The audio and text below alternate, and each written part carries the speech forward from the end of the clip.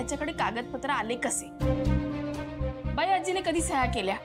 काहीतरी झोल वाटत होता, पण हरिनानाने समोर आणला. शिवा, जाम मोठा सबूत मिळाला. याचसाठी तर थांबले होते मी. खरं तर हे ना आशूच्या आयडियामुळे समोर आलंय. तर जगदीशला तर मी आता सोडत नाहीच. इतका त्रास देईन ना त्याला की त्याला सहन पण होणार नाही आणि सांगता पण येणार नाही. त्याला बघ आता कसं सोलून काढू आपण. मागे बांधला होता ना, असं बांधून ठेवूया. नाही तर त्याला मिरचीची धुरी द्यायची का? नाही नाही, एक मिनिट. ज्या घरासाठी आपण हे सगळं करतोय त्या घराला काही होता कामा नाही. मग शिवा काय करायचं आता? काय करायचं म्हणजे त्याला हकलून लावायचं घरातनं बस. आणि त्याने पळून जायचा प्रयत्न केला तर? असा कसा पडून जाईल बाई? बांधून ठेवू ना त्याला.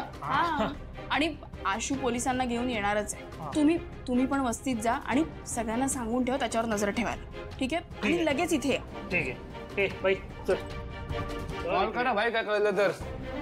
हे आता ना काहीच गडबड होता कामा नये.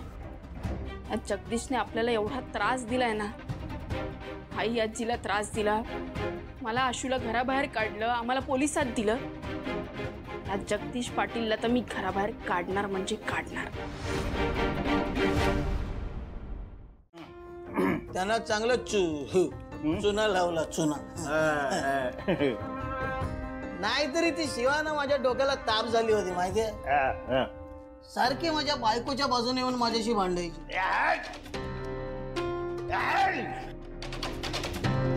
अगं त्या शिवाला बोलायचं, घाबरायचं नाही तिला.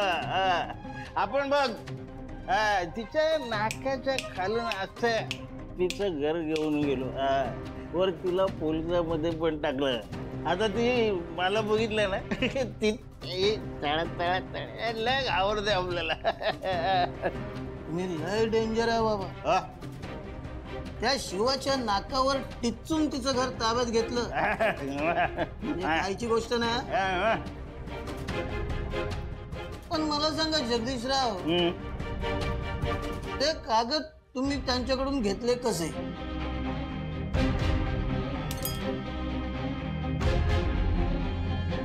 तू काय खबर काढतोयस काय? येडबीड लागले काय मला? नाही तेच म्हटलं तू काय एवढं काय. ते कागद आहे ना आपल्याकडे आले होते. आणि माझा तो बच्चन सागर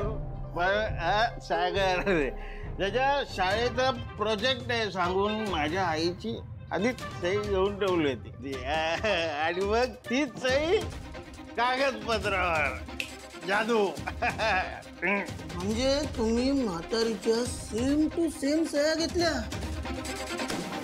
म्हातारी आई आपले. अरे मी शाळेत असताना ना पाठ्यपुस्तकावर आपल्या बापाची एकदम अशी उभे सही मारायचो. आमच्या आईची सही काय एकदम दिली टोकून. जादू. पण जगदीशराव, हे एवढं जुने पेपर्स ते तुम्हाला कुठून मिळाले?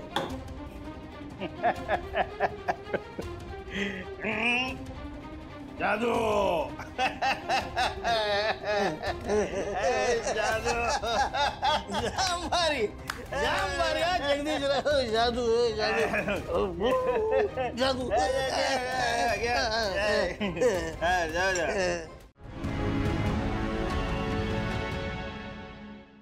काय बोललायस तू याच्यात?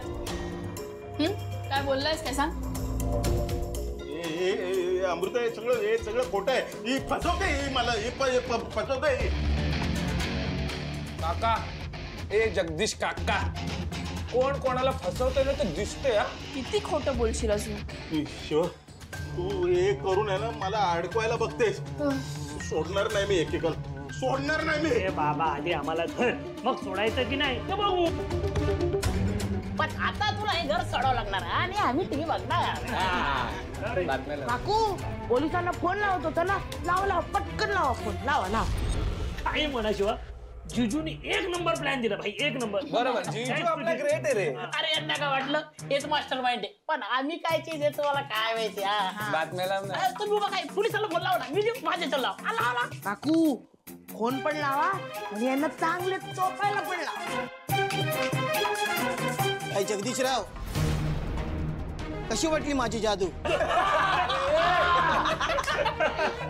अरे तुम्ही काय जादूगार, सगळ्यात मोठा जादूगार तो वरती बसलाय आणि त्याने सांगून ठेवलाय, जो जसा करतो तो तसाच भरतो. जैसी करनी वैसी भरनी. सोडणार नाही मी कोणाला. अरे बाबा तू नको सोडू म्हंटल ना, आपण हे घर सोड. हा काही प्रॉब्लेम नाही, तू निघ इथून. चला शिवा, मी हात जोडते, मी पाया पडते तुझ्या. आणि बघ ना, आधीच या घरासाठी आम्ही आमचं राहतं घर सोडलंय आणि आता हे घर सोडल्यावर आम्ही जायचं तरी कुठे? शिवा ग, लहान सागरचा तरी विचार कर. हे बघा, तो तुमचा प्रश्न आहे, याचा विचार ना तुम्ही आधी करायला पाहिजे होता. चला आवरा, चला चला चला. बघ शिवा, आपल्यातला वाद आपल्यात राहू दे. अगं पण निदान त्या बारक्या सागरचं तरी तोंडाकडे बघून थोडं.